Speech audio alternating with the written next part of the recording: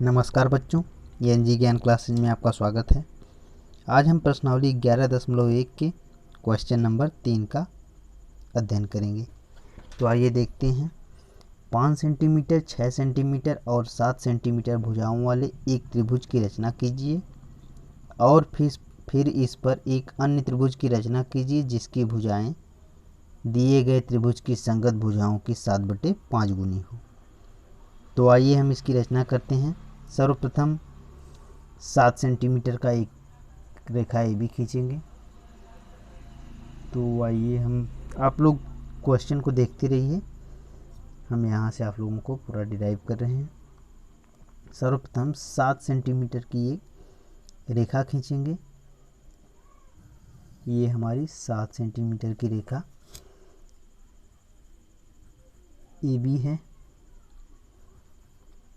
अब हम इस पर कहा गया है कि एक 5 सेंटीमीटर और 6 सेंटीमीटर की भुजाएं खींचनी है। तो हम 5 सेंटीमीटर और 6 सेंटीमीटर का एक बार ए को केंद्र मानकर 5 सेंटीमीटर का चाप लगाएंगे और बी को केंद्र मानकर 6 सेंटीमीटर का। ये दोनों जहाँ एक दूसरे को काटेंगे वहाँ बिंदु सी मान लेंगे और उसको ए और बी से मिला देंगे। तो आइए देखते हैं। ए से 5 सेंटीमीटर की दूरी लेंगे। ये हमारा हो गया 5 सेंटीमीटर। यहाँ से इसको ए को केंद्र मानकर 5 सेंटीमीटर की दूरी पे चाप लगाएंगे और पुनः बी को केंद्र मानकर 6 सेंटीमीटर की दूरी लेंगे।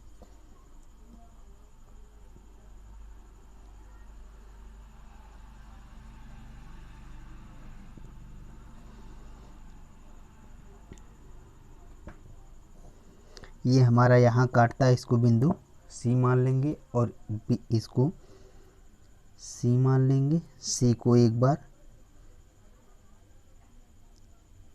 ए से मिलाएंगे और एक बार बी से मिलाएंगे।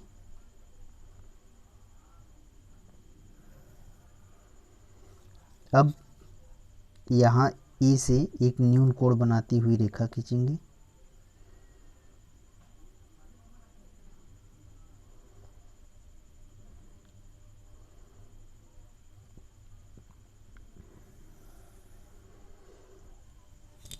इस पर हम रेखा पर 7 बिंदु लेंगे, जो हमें 7:5 के अनुपात में बांटना है। तो हम इस पर 7 बिंदु लेंगे। तो इसको हम 7 बराबर भागों में डिवाइड कर लेते हैं।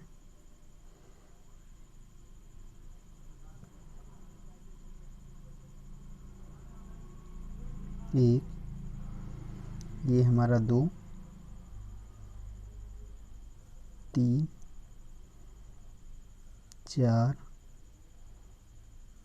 5, ये 6 और ये हमारा 7। तो जिसको हम नाम देंगे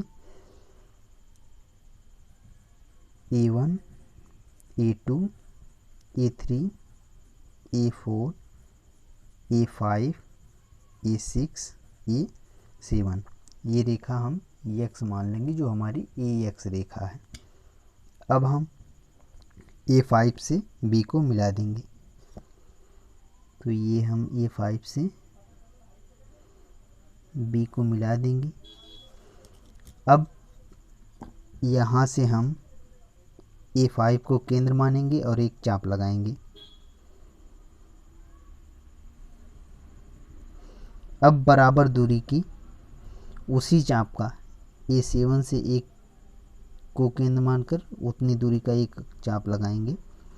अब यहाँ से इन चाप के बराबर दूरी लेकर, ये चाप के बराबर दूरी लेकर हम चाप जिस यहाँ पे AX रेखा को काटता है वहाँ पे इसको केंद्र मानकर उस चाप को काटेंगे। तो ये हमारा इस जगह पे मिल रहा है।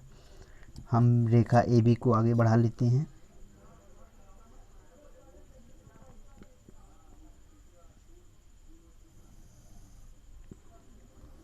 अब A7 से इस कटान बिंदु को मिलाते हुए ले जाते हैं।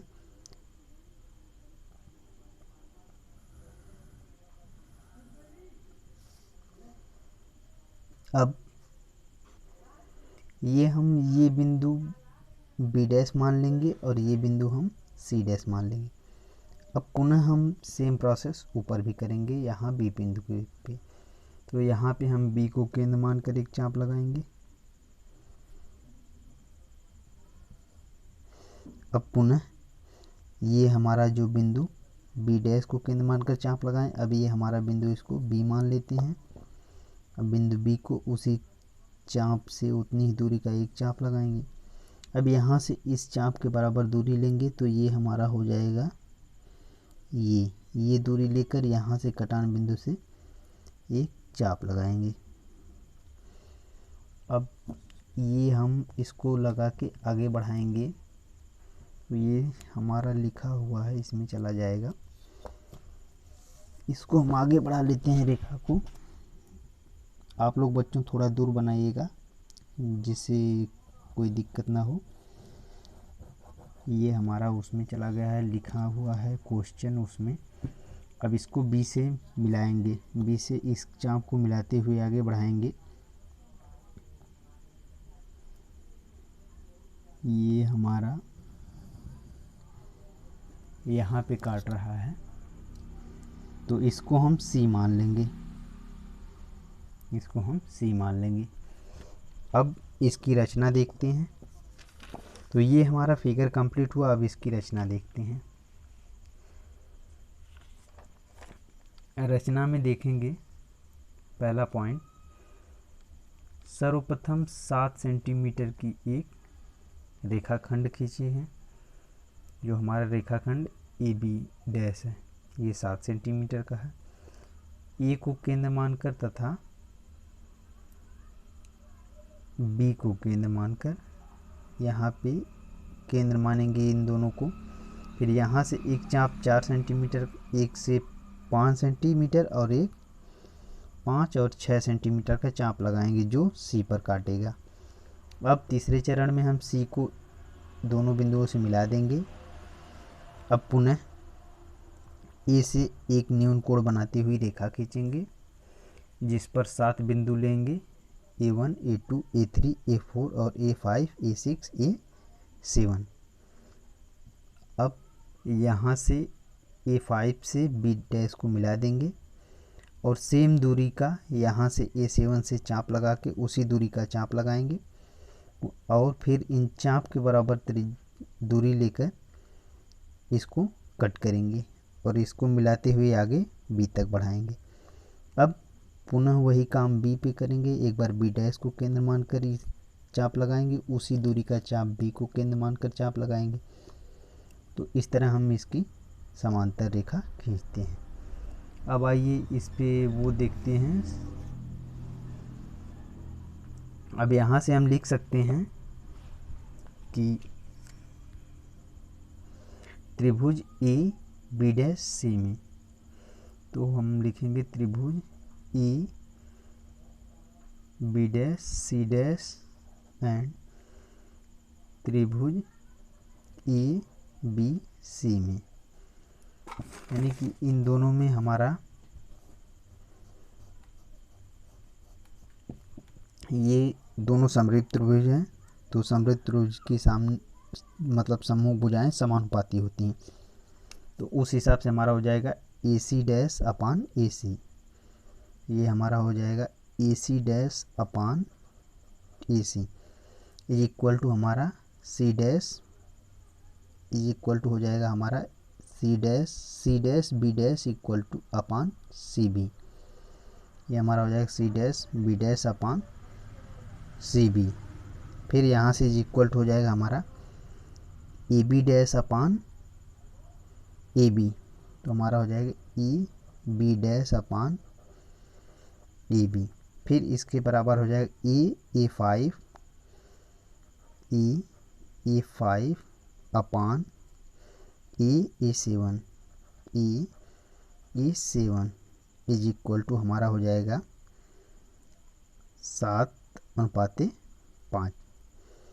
तो इसको हम लिख सकते हैं 7:5। यही हमारा 7:5 के रूप में डिवाइडेशन। धन्यवाद। ज़्यादा से ज़्यादा दोस्तों तक शेयर करें इसको।